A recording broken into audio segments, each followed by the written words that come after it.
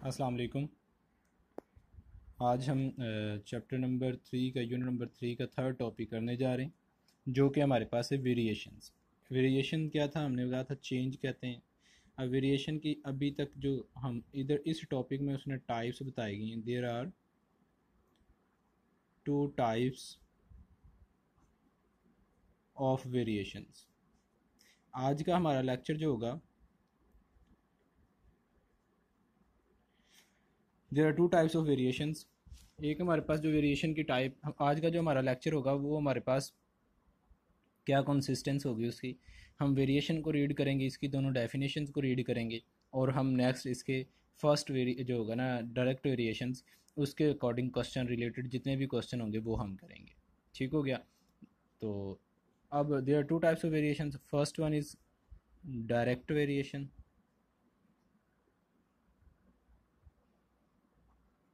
And second one is inverse variation. But यहाँ पे एक थर्ड वेरिएशन भी है, जॉइंट वेरिएशन। लेकिन इस एक्सरसाइज के लिए जस्ट टू टाइप्स डिफाइन की गई। फर्स्ट के लिए हम अगर हम डिफाइन करते हैं डायरेक्ट वेरिएशन को,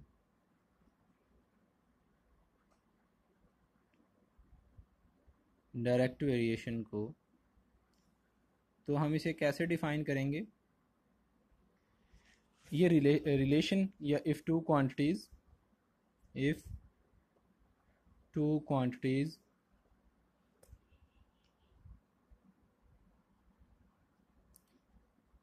are related in such a way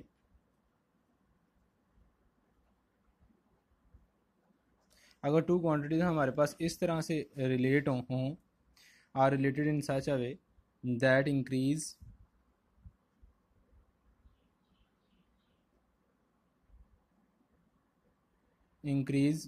और decrease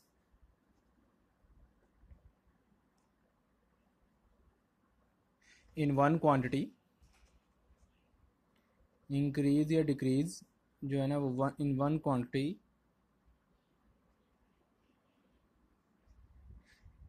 causes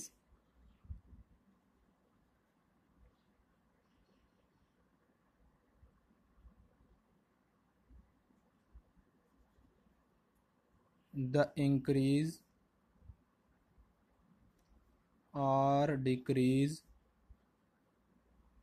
in the other quantity, in the other quantity is called direct variation, is called direct variation. अच्छा, क्या होगा हमारे पास टू क्वांटिटीज़ इस तरह से रिलेट करें कि एक क्वांटिटी में इंक्रीज़ या डिक्रीज़ आने से दूसरी क्वांटिटी भी इंक्रीज़ या डिक्रीज़ करे, तो उस इस तरह के वेरिएशन को हम डायरेक्ट वेरिएशन बोलते हैं। ठीक है। और हम इस तरह अगर टू क्वांटिटीज़ लाइक मेरे पास y एंड x है, तो ये y varies as directly to x, तो इस तरह लिखेंगे। ठीक है। अब हमारे पास इसके लिए क्या आगे नेक्स्ट कांस्टेंट डिफाइन करेंगे, k F X where k is not equal to zero. ठीक है। ये हमारे पास जो ये वाला साइन होगा, इसको हम वेरीज एज भी पढ़ेंगे, या फिर इसे साइन ऑफ प्रोपोर्शनैलिटी भी कहते हैं, साइन ऑफ प्रोपोर्शनैलिटी। ठीक है। या डायरेक्टली प्रोपोर्शनल भी कहते हैं। अच्छा, ये डायरेक्टली प्रोपोर्शनल भी कहलाता है। अच्छा, तो हमारे पास क्या होगा, एक क्वांटिटी के में चेंज आने से दूसरी क्वांटिटी में भी चेंज आए, लेकिन इस तरह का चेंज कि अगर एक क्वांटिटी इंक्रीज़ हो रही है तो दूसरी भी इंक्रीज़ हो, अगर एक क्वांटिटी डिक्रीज़ हो रही है तो दूसरी क्वांटिटी भी साथ ही डिक्रीज़ हो। तो इस तरह के वेरिएशन को हम डायरेक्ट वेरिएशन बोलते होते हैं। ठीक है। अब डायरेक्ट वेरिएशन में आपके पास लाइक अगर एक्स के डायरेक्टली भी, अगर एक्स डिक्रीज़ हो रहा है तो वाई डिक्रीज़ हो, अगर एक्स इंक्रीज़ हो रहा है तो वाई भी इंक्रीज़ होगा। ठीक है। तो इस तरह के वेरिएशन को हम डायरेक्ट वेरिएशन बोलते हैं। अब हम इन्वर्स वेरिएशन की भी डेफिनेशन करते हैं। इन्वर्स वेरिएशन सेम पैटर्न पे होगा। Define inverse variation, inverse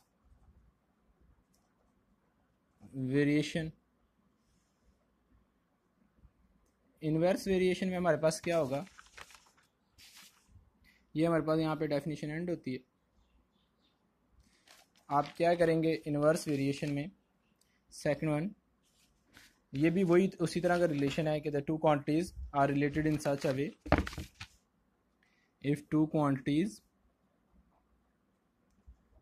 quantities are related in such a way that increase in one quantity, that when one quantity increases, when one quantity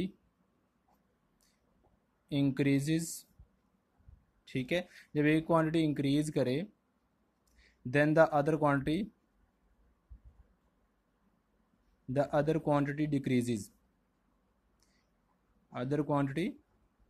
decreases, is called inverse variation,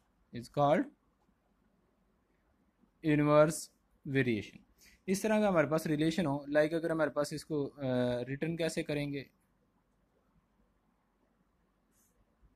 इसको हम right कैसे करेंगे, y और x हम लिखते हैं y inversely proportional to x, तो ये 1/x रेसिप्रोकल होगा और ये इस तरह से, ठीक है, मीन कि y inversely proportional to 1/x।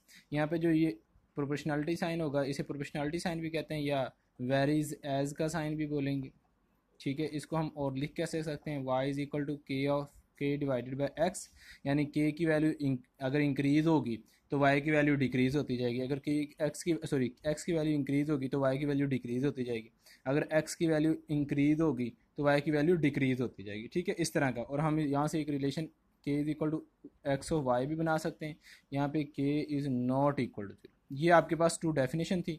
अब हम चलते हैं एक्सरसाइज की तरफ। दोनों डेफिनेशन की समझ आई होगी कि हमारे पास इन्वर्स वेरिएशन में क्या होगा, एक क्वांटिटी अगर इंक्रीज कर रही है तो सेकंड क्या होगी, डिक्रीज कर रही होगी, ठीक है उसका। और अगर ये क्वांटिटी इंक्रीज कर रही होगी, यहाँ पे आप कह सकते हैं वन क्वांटिटी इज इंक्रीज, अगर डिक्रीज कर रही होगी तो सेकंड वन क्या होगी, इंक्रीज कर रही होगी। इस तरह से भी आप increases or decreases then the other quantity decreases or increase, ठीक है। जब ये इंक्रीज कर रही होगी तो ये डिक्रीज, जब ये डिक्रीज कर रही होगी तो ये दूसरी क्वांटिटी इंक्रीज कर रही होगी, ठीक है। आज हम इन डायरेक्ट वेरिएशन के अकॉर्डिंग जितने भी क्वेश्चन है वो हम करते हैं।